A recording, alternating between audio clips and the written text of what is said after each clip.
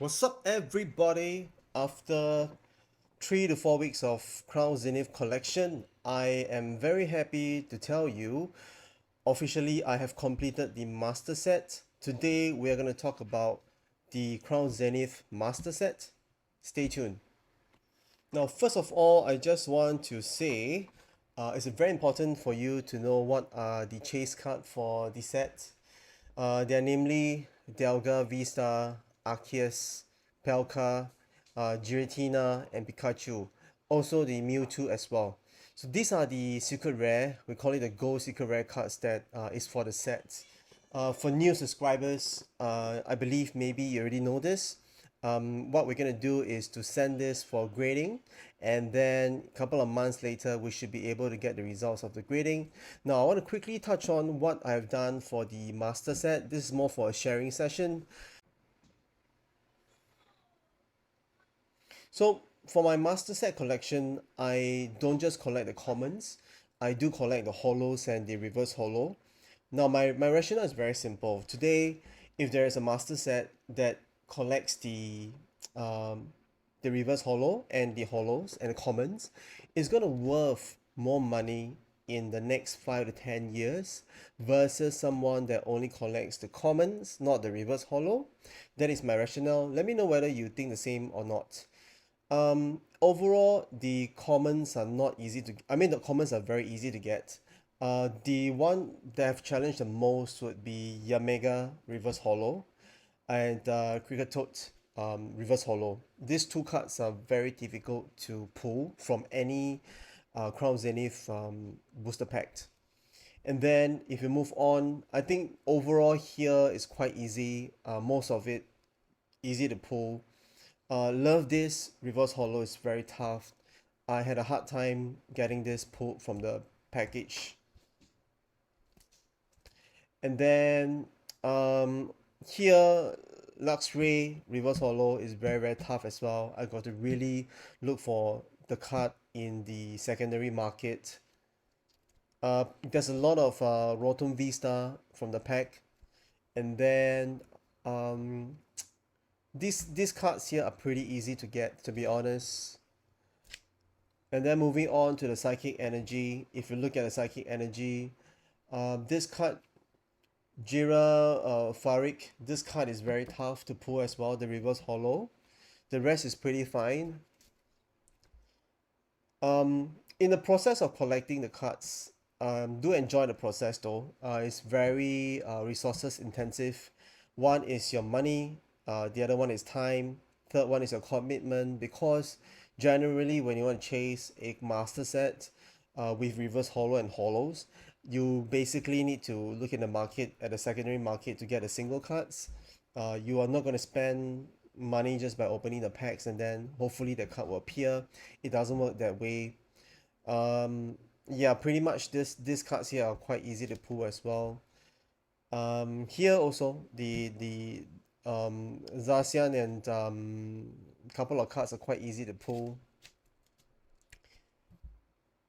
Snorlax reverse holo, I also have a hard time finding this, but eventually I got it from one of the packs. Rayquaza VMAX, this two design is very hard. Thank God I got it from the 3 cases of Crown Zenith ETB that I pulled. And then if you go on to this particular page, I don't think there's anything that's difficult as well to get hold of. The trainers and the item cards, right? Crushing Hammer is tough to really pull from any pack. The trainers here pretty much are quite easy, not difficult to mention. Now, the toughest of all here, to be honest, is Elisa Sparkle. I got to get this card from the secondary market. The secondary market sells this at quite expensive. It's almost the price of Pikachu Secret Rare.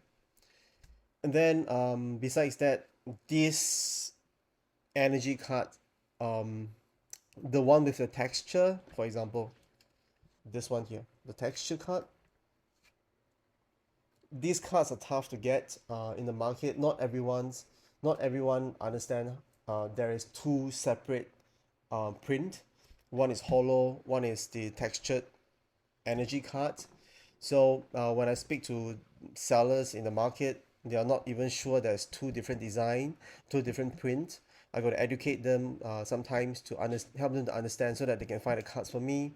Psychic energy is the toughest to get, followed by this particular energy card here. The Galarian Gallery, I would say the toughest will be Slow Rock for me. The rest of it is fine. When I open the cases, right, pretty much they're all in there. Gudra for me is a bit tough. I got to get it from secondary market. The rest here is quite easy. Leafeon as well, not an easy pull. Anti-V, I got a lot from there. Pikachu, yes, I pull it from the case as well, the one that I bought. The next one, Simicia, is very, very tough for me. It's a very tough pull. Limignon, I got to get it from secondary market. Raikou as well for me. Mewtwo, I pulled from one of the case. Um, Zero Aura, this one I got to buy from someone as well. The rest I pulled them, and then yep, the rest I pulled them from no Deoxy V Star, I got it from someone else. And the trainer cards, Gardenia Vigor, this card is very tough. I got to buy from someone. Cynthia Admission as well. Melanie also. Raihan is very, very tough. Pikachu, I get it most of the time. The reason why there's no cards here because I'm sending all these cards for gradings. So you would see I pretty much take it out because I want to send it for grading for PSA. And then at the end of the this particular folder, the binder, I put in the promo cards. So you can see, right, if you want to really build a complete set, this is how you're going to build. Get all the promo cards and then try to find those with centering, which is quite good. You can see the cards, most of the cards here, the centering are not bad. I usually will sell away those cards whereby the centering is really off, and then I'll try to get from the secondary market. You can see the centering from all the cards here is not bad at all. And then yeah, sleeve them according to the numbers. If you're not aware of what I'm talking about, look at this number here. If you look at this number here, like GG68, yeah, follow these numbers when you sleeve in the cards, and then go by sequence. That would be good. I have seen some people, some collectors, they would like to sleeve them into different sections, which is fine. But I like to go with the index number because that's clearer, and then I can understand which cards are missing. Then I can fill them in and buy more cards or the packs. Pretty much this is what I want to share today.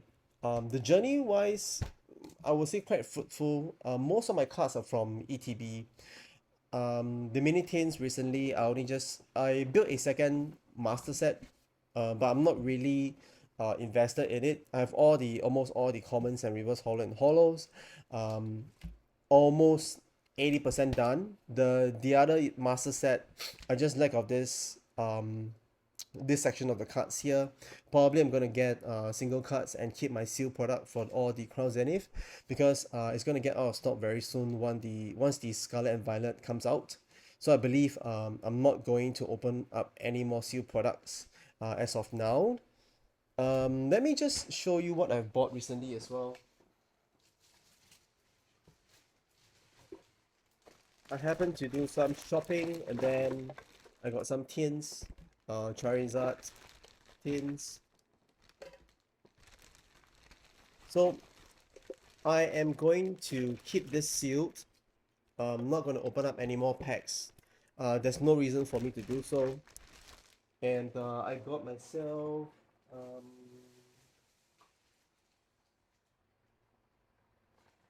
more tins yesterday. So I went around to get some tins. Probably I'm going to keep them, not going to open up because I think they're going to have more value by keeping them sealed. Probably I'm going to get more tins. I do have cases of tin, but I put it in my warehouse, my storage room, because it's just getting too messy in my place. Get this for just for fun when I do some shopping in a shopping mall. Tins are really good. The pull rate is quite good. Check out my video. I've done a weighing of the mini tins. They are not bad though. So take a look at it. Yeah, that's pretty much what I want to share. For Master Set collection, some question that you may ask, right, would be how much usually we're gonna spend on a Master Set. Typically, you got to see how many cards are there. So for example, this particular set, let me just pull out and show you. They have 159 common cards. So you know roughly they are about below 200. And then if you move on to Gallery, it will show you some of the numbers here. Let's take out Conchana.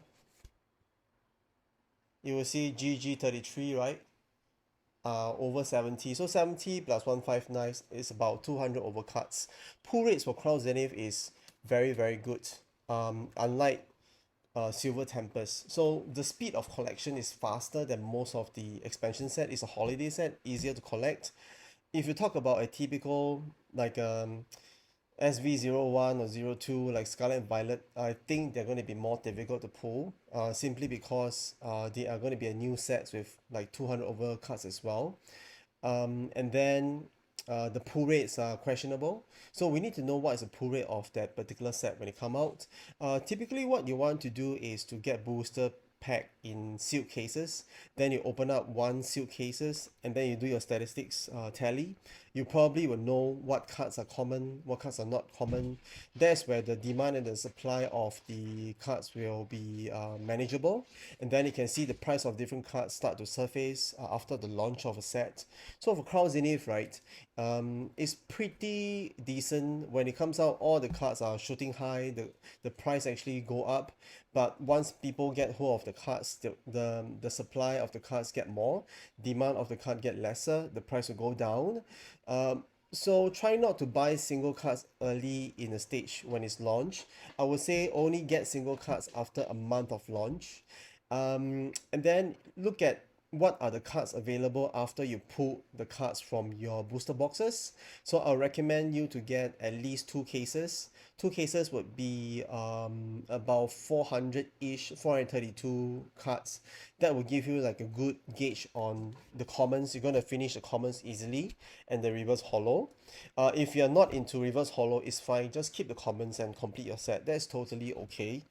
Then you're going to get Vs. Of course, Vs are easier. VMAX are easier to pull. There's no more hyper rare. Scarlet and Violet will be EX, right? So then you need to look at the set, what kind of cards they have. Is it V Star, is it EX or whatever, or GX? Then you can manage and see what's the pull rate. Is there alternate art? Is there a full art? So you need to know the set list and then you can plan accordingly. I would say a USD about 2,000-ish to 3,000 will be very safe for you to complete the master set, depending on the pull rate and the how big the set is. However, if you getting smaller sets, right, then the pull rate is easier to accomplish. Then it's faster for you to complete like Crown Zenith. Crown Zenith is a very classic example of very good pull rates. Everyone can pull something from ETB box. I Yeah, we heard stories about people not getting any hits in the ETB, but it happens once in a while. But most of the people who buy ETB, they're gonna get results like this. Like myself, I bought three cases, right, of ETB, and then I got good results. Then I got into the market to buy some single cards. So my advice is, if you have the financial means, spend about $3,000 on the new set. The tips of collecting master set is do not buy your products from the retail when it launch. You must get hold of the set before it launch. So retailers will always do a pre-order. Get in your orders for pre-orders and make the full payment is fine from any of your local retail store. They probably will have some price difference, but it will not matter. If you're in the US, you can buy from Pokemon Center or Steel City or whatever. In various countries like Singapore, you can get from your local store. It's quite good if you can get PO price. Do not go into the FOMO stage of buying the product once it's launched, because you will probably save 500 to 600 over dollars by doing pre-orders. And then if you have a game plan in mind, I am going to collect Master Set, then invest in 3 to 4 case just to finish up. If you open 2 cases, you have 90%. I would say stop opening up the case. Get single cards after a month later. Don't even look at your your eBay or whatever site that you go to. Just ignore it. After a month, come back to the marketplace and source for the single cards. Um, what you want to do for Master Set is very simple.